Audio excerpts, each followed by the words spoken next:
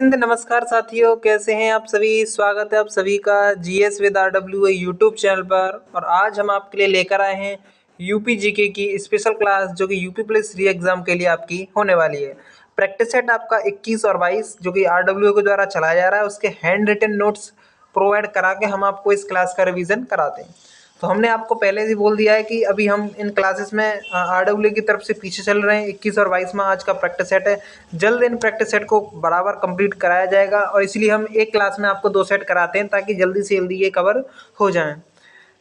तो चलिए, वीडियो अगर आपको अच्छी लगे तो वीडियो को लाइक शेयर और चैनल को सब्सक्राइब करना बिल्कुल भी ना भूलें, और अपने दोस्तों से जरूर से इसे शेयर कर दें। तो चलिए, यदि आपको इस क्लास की पीडीएफ नोट्स अगर आपको चाहिए तो हमारे टेलीग्राम चैनल RWA UPP री एग्ज़ाम, ये हमारे टेलीग्राम चैनल का नाम है। वीडियो को डिस्क्रिप्शन में भी लिंक दे दिया, वहाँ से भी आप इसे ज्वाइन कर सकते हैं। टेलीग्राम पर सर्च करके भी आप इसे ज्वाइन हो सकते हैं।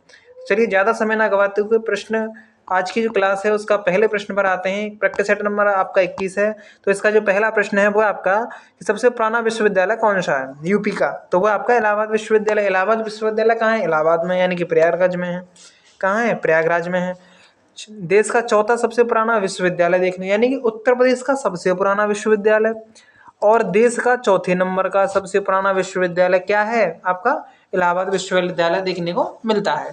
अगला आपका पॉइंट है कि इसकी जो स्थापना है वो 23 सितंबर 1887 को की गई थी। केंद्रीय विश्वविद्यालय का दर्जा इसे 14 जुलाई 2005 को दिया गया था। संयुक्त प्रांत के लेफ्टिनेंट गवर्नर जो सर विलियम मेयर थे, उनकी देखरेख में इसे स्थापित किया गया था। स्वतंत्रता से पहले उत्तर प्रदेश में कितने विश्वविद्यालय थे? तो 5 थे। और स्वतंत्रता के बाद यानी अब वर्तमान में कितने हैं? 6 विश्वविद्यालय देखने को मिलते हैं यूपी में। अगला आपका पॉइंट है कि जो नृत्य हैं, ये नृत्य हैं और आपके जो संगीत वगैरह हैं, तो ये बिरहा कहाँ का है? अवधी भाषा में देखने को मिलता है। कजरी आपका भोजपुरी में होता है, मलहोर कोरवी भाषा में, और रसिया आपका ब्रजी यानी ब्रज भाषा में देखने को मिलता है। बनारस हिंदू विश्वविद्यालय, इसकी स्थापना 1916 को की गई थी। चौधरी चरण सिंह जो विश्वविद्यालय, उसकी स्थापना 1965। और लखनऊ यूनिवर्सिटी देखने को मिलती है आपका 1920 को, और इसमें पढ़ाई 1921 से स्टार्ट हुई थी। और अगला आपका जो प्रश्न है, प्रश्न नंबर आपका 3 है कि राज्यसभा में भेजे जा सकने वाले प्रतिनिधियों की संख्या कितनी है यूपी में? 31। यानी कि ये कह रहा है आपका कि उत्तर प्रदेश में कितनी सीट है राज्यसभा की? तो 31 सीट है राज्यसभा की। राज्यसभाओं की राज्य की मतदाताओं की दृष्टि से सबसे बड़ा संसदीय क्षेत्र कौन सा है? मतदाताओं की यानी सबसे ज्यादा मतदाता किस डिस्ट्रिक्ट में है? तो वो है आपके गाजियाबाद में। और सबसे छोटा संसदीय क्षेत्र कौन सा? बागपत देखने को मिलता है। अगला आपका प्रश्न है कि विशिष्ट आर्थिक जोन कितने स्थापित हैं यूपी में? तो वो हैं आपके कौन कौन है? तो वो आपका मुरादाबाद है, कानपुर है, ग्रेटर नोएडा है, और आपका नोएडा और ग्रेटर नोएडा है।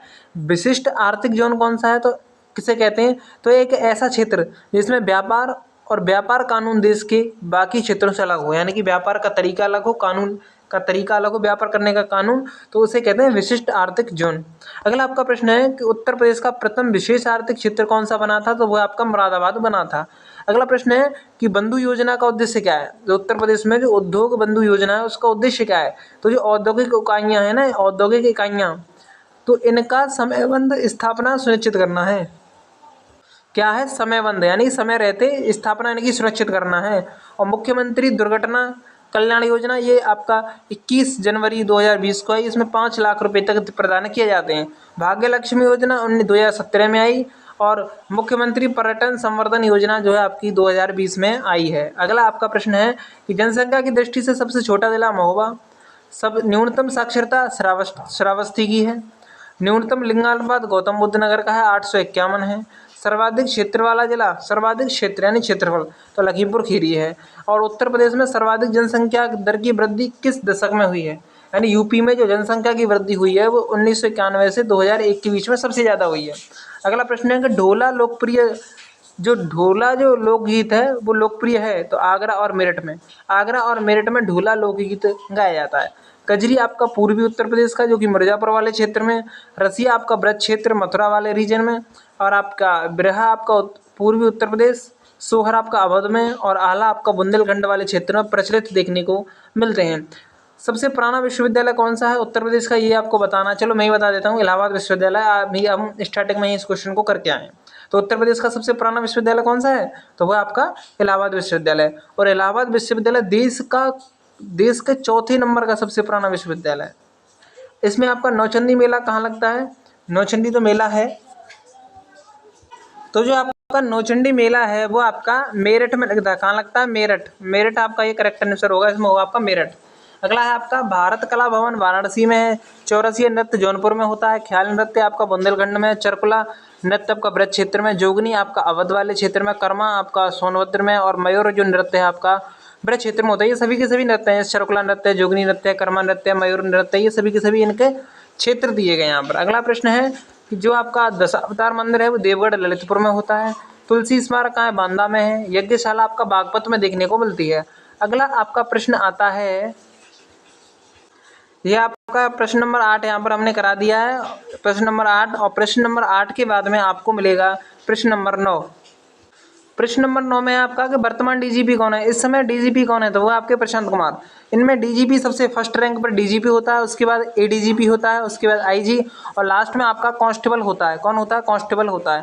कांस्टेबल से ऊपर आपका ये एससी, फिर आपका एचसी, ये इसी प्रकार से हेड कांस्टेबल है। इसी प्रकार से यहाँ पर ये दिए गए हैं, सभी को आप याद कर लें। अगला प्रश्न है कि आपका 2023 तक उत्तर प्रदेश की राजधानी लखनऊ में कितने रुपए का जो एक वो है आपका इन्वेस्टमेंट जो समिट है, यूपी ग्लोबल इन्वेस्टर समिट 2023 है, उसमें कुल निवेश कितना है? तो इसमें जो निवेश का प्रस्ताव है वो 33.5 लाख करोड़ रुपए का देखने को मिलता है। अगला प्रश्न है कि संगीत नाटक अकादमी की स्थापना 13 नवंबर 1963 को हुई थी। और लखनऊ में संगीत जो नाट्य अकादमी है, तो संगीत नाट्य जो अकादमी है वो लखनऊ में है। और ललित कला अकादमी 8 फरवरी 1962 को इसकी स्थापना हुई थी। अगला प्रश्न है, प्रश्न नंबर आपका 12 आता है कि जो पिछवाई है, पिछवाई जो चित्रकला है, जो पिछवाई चित्रकला है आपका, ये किस देवता से संबंधित है? तो ये आपका कृष्ण जी से संबंधित है, यानी श्रीनाथ जी कृष्ण। सत्यम शिवम सुंदरम का ये किसने लिखा है? तो शिवानंदन नौटियाल ने। प्यासा ऊंट विश्वनाथ मेहता के द्वारा ये लाइनें लिखी गई हैं। और यूरोपीय मत की झलक ये किसकी रचना है? तो कृष्ण खन्ना की। और कांगड़ा व कोसी शैली की विविधता ये महेंद्र नाथ सिंह के द्वारा बताया गया है। अगला प्रश्न है कि देवी पाटन जो मंदिर है वो बलरामपुर का देखने को मिलता है। चीनी मंदिर वाराणसी का। बावनी, इमली और शहीद ये जो स्मारक है वो फतेहपुर के देखने को मिलते हैं। और समसपुर पक्षी विहार कहाँ पर है? रायबरेली में देखने को मिलता है। अगला आपका प्रश्न है, प्रश्न नंबर 13 के बाद आता है आपका प्रश्न नंबर 14। प्रश्न नंबर आपका 14 कहता है कि जो चरकुला नृत्य है ये ब्रज क्षेत्र में होता है। कृष्ण के गीतों पर इसमें नृत्य करती हैं गोपिकाएं, जो लेडीज हैं, जो आपकी औरतें हैं। और महिला अपने सिर पर बड़े बहुस्तरीय गोलाकार लकड़ी के प्रामीणों को संतुलित करती हैं इसमें। और इसमें चरकुला नृत्य में गायन ख्याल से संबंधित है। किससे संबंधित है? ख्याल से संबंधित है। और होली की दोज पर ये होता है।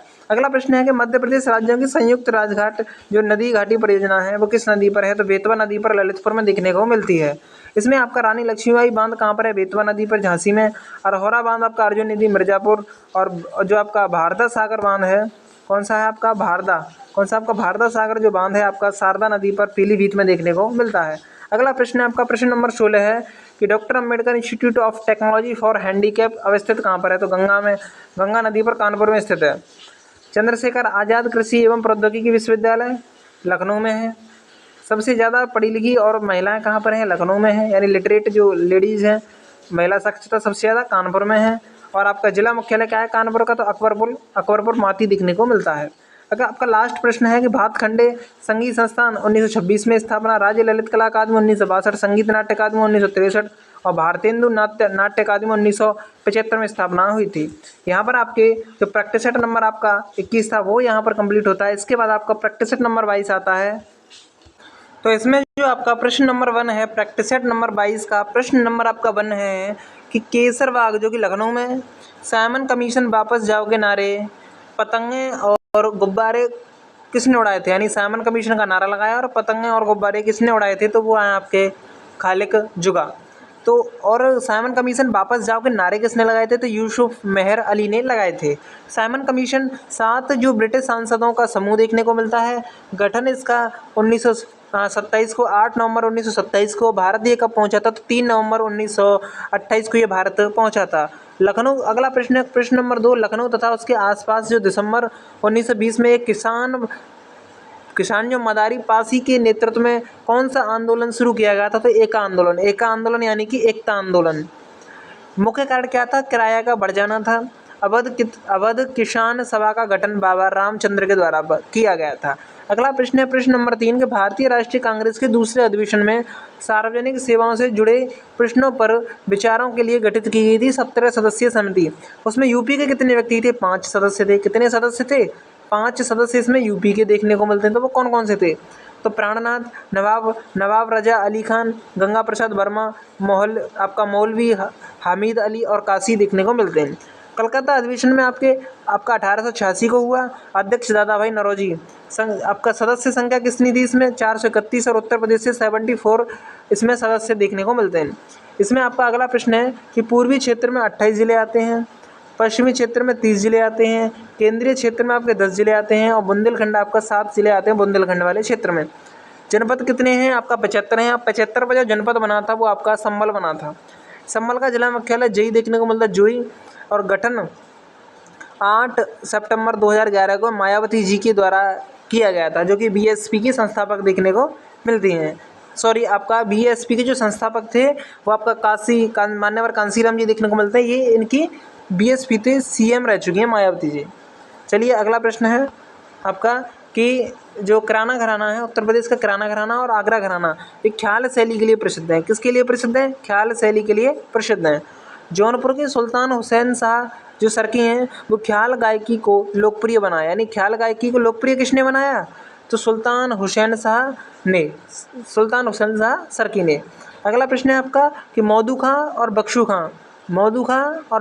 बख्शू खां ने जो है आपके तबले के लखनऊ घराने से सूत्रपात किया। यानी तबला का जो लखनऊ घराना है उससे ही सूत्रपात करते हैं, उससे जुड़े हुए हैं। हिंदुस्तानी संगीत की ख्याल शैली की उत्पत्ति अमीर खुसरो ने की। क्या बताया गया है कि जो हिंदुस्तानी संगीत है और उसकी जो ख्याल शैली है उसकी उत्पत्ति किसने की? डेवलप उसको किसने किया? तो अमीर खुसरो ने किया। ख्याल की रचना बंदिश कहलाती है। ख्याल की रचना को क्या कहा जाता है? बंदिश कहा जाता है। डीजी यात्रा फेस रिकॉग्निशन सॉफ्टवेयर का शुभारंभ उत्तर प्रदेश के किस हवाई अड्डे पर शुरू की गई है? तो ये लाल बहादुर शास्त्री अंतर्राष्ट्रीय हवाई अड्डा है, जो कि वाराणसी में देखने को मिलता है। यहाँ पर शुरू की गई है। आपका अगला पॉइंट है कि महर्षि वाल्मीकि अंतर्राष्ट्रीय हवाई अड्डा अयोध्या में, खेरिया हवाई अड्डा आगरा में, डॉक्टर भीमराव अम्बेडकर हवाई अड्डा मेरठ में देखने को मिलता है।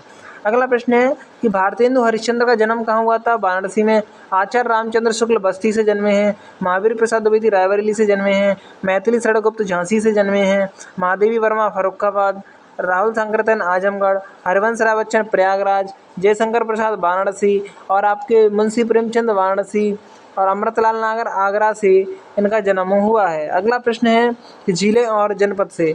तो जो करेला झील है या इतौला झील बोलते हैं इसे, ये कहाँ पर है? तो ये आपका लखनऊ में देखने को मिलती है। और जो आपका लीलौर जो झील है वो आपका बरेली में, मोती व गौर आपका रामपुर में, दरवन आपका झील अयोध्या में और कीथम झील आगरा में देखने को मिलती है। अगला पॉइंट है कि औंधी ताल है जो है आपका वाराणसी में, परुआ सागर और लक्ष्मी ताल ये कहाँ पर है? झांसी में देखने को मिलती हैं। भीखा झील इटावा में, नौह झील कहाँ पर है? मथुरा में और आपका मदन सागर झील कहाँ पर है? महोबा में देखने को मिलती है। अगला आपका प्रश्न है कि घड़ा नृत्य ये आपका ब्रज क्षेत्र से संबंधित है, घोड़ा नृत्य बुंदेलखंड से संबंधित है और धोबिया, नटवरी, धीवर, कठघोड़वा नृत्य और भी आपके कठघोड़वा के बाद में आपका चौरसिया, दादरा नृत्य, डिंडिया नृत्य और नटुआ नृत्य, ये सभी के सभी नृत्य पूर्वांचल क्षेत्र के हैं। कहाँ से? धोबिया से लेकर नटुआ तक ये कहाँ के? पूर्वांचल क्षेत्र के हैं। और जोगनी नृत्य अवध का है, मयूर नृत्य ब्रज का है और पाई डंडा नृत्य आपका बुंदेलखंड का देखने को मिलता है। अगला प्रश्न है कि खड़ी बोली का विकास सौर श्रेणी अपभ्रंश से हुआ है और खड़ी बोली का मूल नाम कौरवी देखने को मिलता है। खड़ी बोली के क्षेत्र आपके सहारनपुर, मुजफ्फरनगर, मुरादाबाद, रामपुर, शामली, बागपत, अमरोहा, मेरठ, हापुड़, बिजनौर, संभल और गाजियाबाद देखने को मिलते हैं। तो आपसे कमेंट में आपको उत्तर देना है कि मथुरा में कौन सी भाषा का यूज होता है? मथुरा में कौन सी बोली का प्रयोग किया जाता है जिसे कृष्ण की नगरी के नाम से जाना जाता है? यूपी पुलिस कांस्टेबल में पूछा गया है ये क्वेश्चन। तो यहाँ आपको कमेंट बॉक्स में इसका जरूर से उत्तर देना है। तो चलिए अगला प्रश्न में 11वें प्रश्न पर आता हूँ कि वैकल्पिक ऊर्जा विकास संस्थान स्थापना 1983 में, पुरातत्व विभाग की स्थापना 1951 में हुई थी, जो कि उत्तर प्रदेश का देखने को मिलता है। बाल अधिकार संरक्षण आयोग 2013 में और पिछड़ा वर्ग आयोग का गठन 9 मार्च 1993, राज्य सूचना आयोग का गठन 2005 और राज्य सुरक्षा आयोग का गठन 2013 में किया गया था। उत्तर प्रदेश नाम से राज्य का गठन कब हुआ था? तो 24 जनवरी 1950 को उत्तर प्रदेश का गठन किया गया था, उत्तर प्रदेश नाम का। जून 1936 में उत्तर पश्चिम प्रांत था 36 में, और आपका फरवरी 1977 में उत्तर पश्चिमी प्रांत आगरा व अवध इसका नाम कर दिया गया। 1902 में संयुक्त प्रांत आगरा व अवध इसका नाम कर दिया गया। 1937 में संयुक्त प्रांत, और आपका 24 जनवरी 1950 को उत्तर प्रदेश राज्य का दर्जा दे दिया गया। अगला प्रश्न है कि सौरो मेला कासगंज, सरंगीरामपुर फर्रुखाबाद, शाकंभरी देवी सहारनपुर और ढाई घाट का मेला आपका शाहजहांपुर में देखने को मिलता है। अगला प्रश्न है कि उत्तर प्रदेश का शो विंडो नोएडा में, जैनी लोगों का काशी हस्तिनापुर, लड्डू नगरी आपका संडीला हरदोई, हींग बा गुलाल नगरी आपका हाथरस में, बेला भवाई नगर प्रतापगढ़ और बनवास नगर आपका चित्रकूट में देखने को मिलता है। पूर्वांचल का प्रवेश द्वार बाराबंकी को कहा जाता है, ऋषि भूमि बहराइच को कहा जाता है और नक्काशी नगर सहारनपुर को कहा जाता है, यानी वो सहारनपुर जो लकड़ी की नक्काशी के लिए जाना जाता है। तो अगला प्रश्न है कि भृगु मंदिर कहाँ पर है? बलिया में देखने को मिलता है। चाइना जो मंदिर है श्रावस्ती में, व्यास टीला जालौन में और रजा लाइब्रेरी है जो आपका रामपुर में देखने को मिलती है। कपिल मुनि आश्रम फर्रुखाबाद और गुलाबबाड़ी अयोध्या में देखने को मिलता है। अगला प्रश्न है जो सरकारा संस्थान है वो कहाँ पर है? कानपुर में है। लेदर टेक्नोलॉजी पार्क उन्नाव में है। राष्ट्रीय दलहन अनुसंधान कानपुर में है और Indian institute of vegetables research आपका वाराणसी में देखने को मिलता है। अगला प्रश्न है कि सर्वाधिक लंबी नहर प्रणाली शारदा नहर है। उत्तर प्रदेश की सर्वाधिक लंबी नहर कौन सी है? तो वो आपका शारदा, कौन सी है? शारदा नहर देखने को मिलती है। तो यहाँ पर आपके कंप्लीट क्वेश्चंस कंप्लीट पीडीएफ के साथ में प्रोवाइड करा दिए हैं। यदि आपको इस क्लास की पीडीएफ चाहिए तो RW UPP री एग्ज़ाम ये हमारा टेलीग्राम चैनल है, इसे आप ज्वाइन करना बिल्कुल भी ना भूलें। वीडियो अगर आपको अच्छी लगी तो वीडियो को लाइक शेयर और चैनल को सब्सक्राइब करना बिल्कुल भी ना भूलें। Thank you for watching video. जय हिंद, जय भारत, वंदे मातरम।